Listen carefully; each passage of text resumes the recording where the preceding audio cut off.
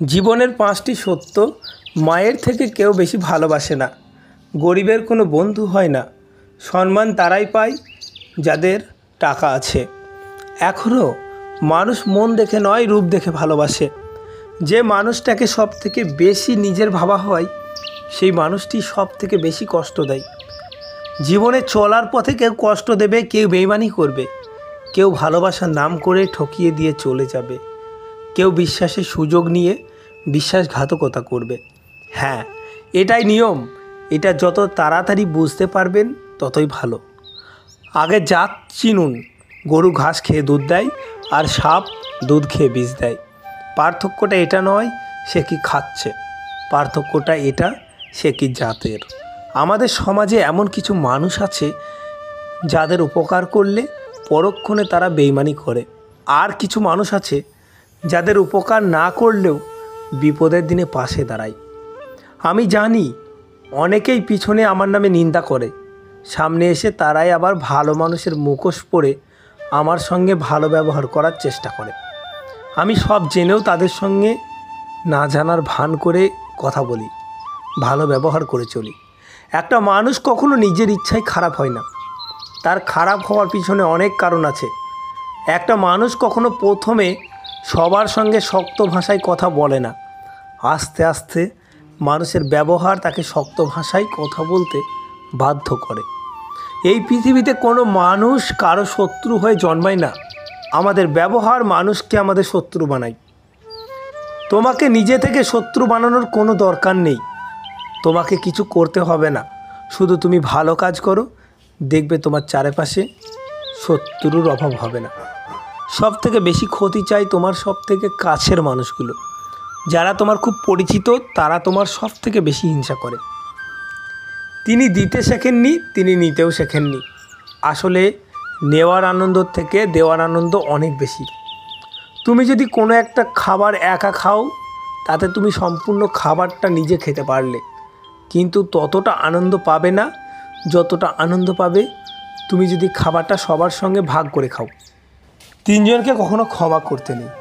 যে ভালো না বেশি অভিনয় করে, যে বন্ধুত্বের সুযোগ নিয়ে বেইমানি করে, আর 3 নম্বর যে বিশ্বাসের সুযোগ নিয়ে বিশ্বাসঘাতকতা করে। সব কথার জবাব দাও, কিন্তু উচ্চ আওয়াজে নয়, উচ্চ আচরণে। আওয়াজের জবাব মানুষ ভুলে যাবে, কিন্তু আচরণের জবাব মানুষ কখনো ভুলবে না।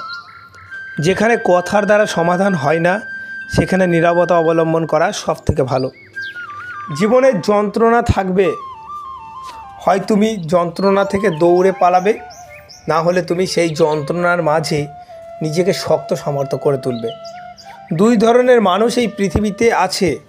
এক ধরনের মানুষ যারা ব্যর্থ হলে ভেঙে পড়ে, আঘাত পেলে ভেঙে পড়ে। আর এক ধরনের মানুষ যারা ব্যর্থতা আর আঘাতের মধ্যে দিয়ে নিজেকে শক্ত করে তোলে। এই পৃথিবীতে সব থেকে শক্তিশালী মানুষ সে, যে নিজের চোখের জল মুছে হাসতে শিখে গেছে। কারণ তাকে কাঁদাবে এমন কোনো মানুষ এই পৃথিবীতে নেই। একবার কাদামাটি পুড়ে ইট হয়ে গেলে তাকে সারা জীবন জলে ভিজিয়ে রাখলেও আগের অবস্থায় ফিরিয়ে আনা যাবে না, বরং সে আরও শক্ত হয়ে যাবে। ষড়যন্ত্র করে এখনও পর্যন্ত কাউকে বড় হতে দেখিনি, তবে ছোট হতে দেখেছি। মানুষের ক্ষতি চেয়ে কাউকে উন্নতি করতে দেখিনি, বরং ধ্বংস হতে দেখেছি। যে মানুষের ক্ষতি চায়, মানুষের ভালো দেখতে পারে না, তার কখনো ভালো হবে না, আর সে নিজেও মানসিকভাবে কখনো সুস্থ থাকবে না। বই তোমাকে যা শেখাবে, জীবন তোমাকে তার থেকে অনেক বেশি শেখাবে। বই থেকে শিক্ষা নিতে গেলে ঘুম পায়, আর জীবন থেকে শিক্ষা পেলে ঘুম উড়ে যায়। জীবনের অধ্যায়গুলি এমন যে একটা অধ্যায়ের সঙ্গে আর একটা অধ্যায়ের কোনো মিল নেই। প্রত্যেকটা অধ্যায়ে তুমি নতুন কিছু শিখবে, আর জীবন তোমাকে বারবার সুযোগ দেবে না আবার নতুন করে শেখার। জীবনের প্রত্যেকটা পা খুব সাবধানে ফেলো, কারণ বহু মানুষ অপেক্ষা করে আছে শুধুমাত্র তোমার একটা ভুল ধরার জন্য।